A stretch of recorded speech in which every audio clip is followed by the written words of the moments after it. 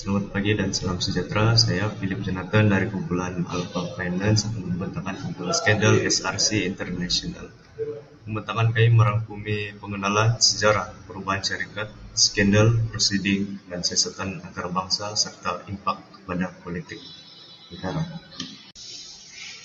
Baik, pada pembentangan ini kita akan melihat untuk sejarah dan skandal yang pernah berlaku dalam syarikat ini.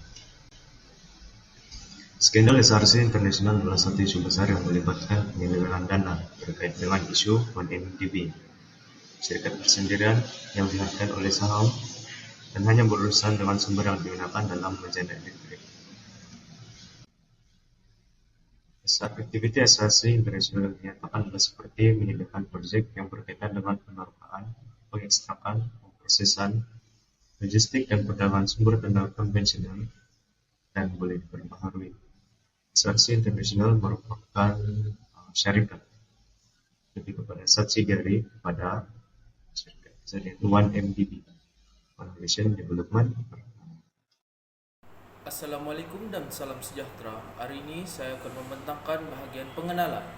Pada masa awal syarikat itu, salah seorang daripada dua pemiliknya ialah Nik Faisal Arif Kamil yang menjadi tokoh penting antara SRC International dan One Malaysia Development Berhad yang dikenali sebagai 1MDB kerana peranannya sebagai bekas ketua pegawai pelaburan 1MDB.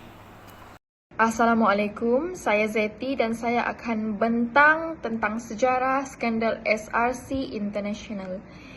Berdasarkan rekod Suruhanjaya Syarikat Malaysia, SRC International ditubuhkan pada 7 Januari 2011 sebagai subsidiari ataupun anak syarikat kepada 1MDB. Pada perbicaraan Datuk Seri Najib Razak yang melibatkan 7 pertuduhan ke atas 42 juta ringgit, dana SRC International Sdn Berhad sedang dijalankan. Mungkin ramai yang ingin tahu tentang syarikat pelaburan ini dan peranan pentingnya dalam kes itu. Dokumen SSM bertarikh 17 Januari 2011, pengarah Nik Faisal didedahkan sebagai pemegang jawatan Ketua Pegawai Pelaburan di SRC International, manakala satu-satunya pengarah syarikat lain, Vincent Beng Huatko, dilantik sebagai pengarah pelaburan. Masa itu, SRC International hanya mempunyai 2 unit saham bernilai RM1 setiap satu, dengan kedua mereka memiliki 1 setiap satu. Pada asasnya, syarikat itu ialah syarikat RM2. SRC International juga tidak dimiliki oleh 1MDB pada masa itu.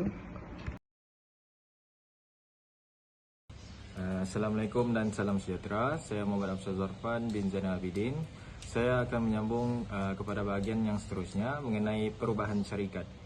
Pada 15 Ogos, SRC International menambah peruntukan sahamnya kepada 1 juta unit dengan 999,998 unit saham baharu bernilai RM1 setiap satu kemudian diterbitkan kepada 1MDB. Ini menjadikan 1MDB pemegang saham majoriti dan secara berkesan SRC International menjadi pemilik sepenuhnya. Seterusnya kita akan bergerak kepada bahagian skandal. Skandal SRC International melibatkan dakwaan penyelewengan dan penipuan yang dikaitkan dekat dengan bekas Perdana Menteri Malaysia kita iaitu Datuk Seri Najib Tun Razak. SRC International iaitu bekas anak syarikat 1MDB dilaporkan menjadi mangsa penipuan berskala besar dengan Datuk Seri Najib Tun Razak menghadapi pelbagai pertuduhan berkaitan penyelewengan dana.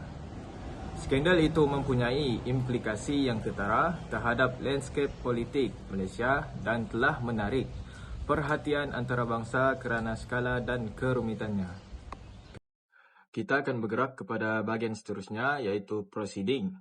Datuk Seri Najib Tun Razak didapati bersalah pada tahun 2020 atas 7 pertuduhan berkaitan SRC International, termasuk salah guna kuasa dan pengubahan wang haram. Datuk Seri Najib Tun Razak gagal dalam rayuan terakhirnya untuk mengetepikan sabitan dan hukuman penjara selama 12 tahun serta denda sebanyak RM210 juta bagi kesalahan menyeleweng RM42 juta dana milik SRC International Sdn Berhad. Panel 5 Hakim Mahkamah Persekutuan dipengusikan Ketua Hakim Negara Tun Tengku Maimun Tuan Mat menolak rayuan bekas Perdana Menteri itu bagi mengetepikan keputusan Mahkamah Tinggi Kuala Lumpur pada 28 Julai 2020.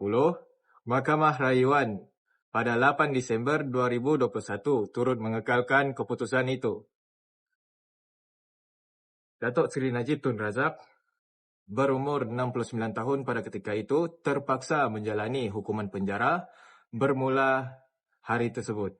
Kes itu yang mengambil masa 4 tahun telah menempuh pelbagai situasi termasuk prosidingnya dijalankan secara dalam talian ketika negara dilanda pandemik COVID-19. Bagi siasatan antarabangsa, skandal ini bukan sahaja memberi kesan di Malaysia tetapi juga telah menarik perhatian antarabangsa. Beberapa negara seperti Singapura, Switzerland dan Amerika Syarikat telah melancarkan siasatan terhadap skandal ini. Pelbagai aset berkaitan skandal termasuk hartanah mewah dan kapal layar telah dirampas di seluruh dunia. Seterusnya ialah impak kepada politik. Skandal ini telah memberi impak besar terhadap lanskap politik Malaysia. Ia mencetuskan protes meluas dan desakan agar Najib Razak meletakkan jawatan. Akhirnya, skandal ini menjadi salah satu faktor utama kejatuhan kerajaan Najib pada pilihan raya 2018. Mahathir Mohamad kembali berkuasa dan membuka semula siasatan terhadap skandal ini. Secara kesimpulannya, skandal 1MDB telah memberi kesan yang ketara kepada negara. Hal ini merupakan punca ataupun duri dalam daging yang boleh menjejaskan imej perkhidmatan awam dan membuatkan rakyat hilang kepercayaan. Maka berakhirlah pembentangan daripada kumpulan kami. Sekian, terima kasih.